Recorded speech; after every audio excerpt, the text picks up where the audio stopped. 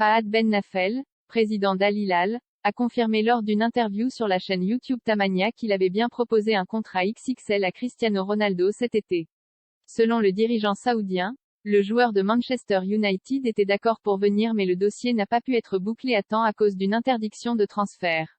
A écouter le boss d'Al Hilal, ce n'était pas une question d'argent, ni un manque de motivation de la part du quintuple Ballon d'Or. Au cours d'une interview diffusée sur la chaîne YouTube Tamania, Fahad Ben Nafel, président du club saoudien, a confirmé qu'il avait bien transmis une offre pharaonique à Cristiano Ronaldo cet été.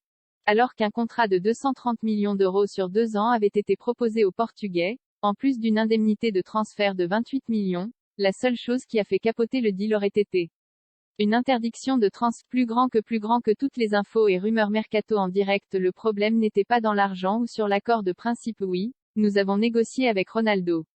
Le problème n'était pas dans l'argent ou sur l'accord de principe, a confié Fahad Ben Nafel, dans des propos rapportés par le Daily Mail. Al Hilal est capable de faire venir les stars du monde entier, mais c'est la décision du centre d'arbitrage sportif qui nous a empêché d'enregistrer les joueurs. Nous n'avons pas cessé de négocier avec les joueurs malgré la décision des interdictions, mais nous avons retardé l'entrée dans la phase finale des négociations jusqu'à ce que l'interdiction soit levée.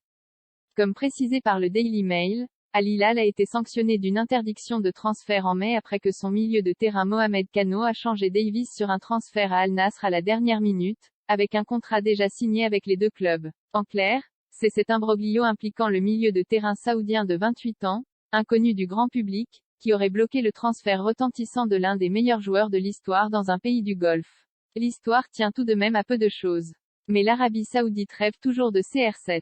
Selon The Sun, Al Hilal et Al Nasr continuent de surveiller la situation du quintuple Ballon d'Or, sous contrat jusqu'en 2023 avec Manchester United. Selon le média anglais, ces clubs auraient des ressources nécessaires pour proposer une énorme offre après la Coupe du Monde au Qatar, 20 novembre-18 décembre, en janvier ou lors du prochain mercato estival. La deuxième tentative sera-t-elle la bonne pour Fahad Ben Nafel?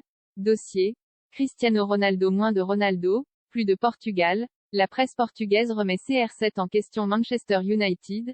La mère du jeune garçon autiste exige une sanction contre Ronaldo, qui a brisé le téléphone de son fils Ronaldo accusé de conduite inappropriée par la FA après avoir fracassé le téléphone d'un supporter.